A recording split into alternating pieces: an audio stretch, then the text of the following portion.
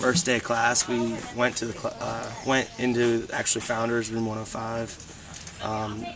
Went over the study guide or the syllabus and all that stuff, and she gave us some paperwork, got us familiar with some of the equipment, and let us out. Next couple of days, we came out here.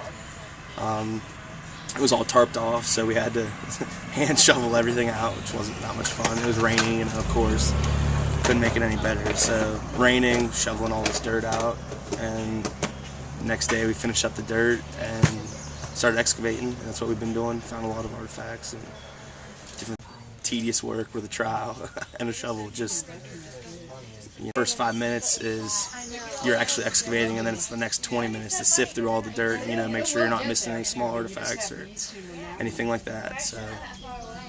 So it's more, you do a lot less excavating compared to the aftermath of all the paperwork and sifting and, documentation of everything you find. Or if you don't find anything, you still have to do documentation. So we found just a lot of real interesting flakes of like an Onondagan chert. It's what they use as a material for like projectile points and for just different like stone tools and stuff that they might have used. So we haven't found like a lot of like the actual product, but more of like the byproduct with like the flakes, the exhausted cores of just like the stuff that they didn't use.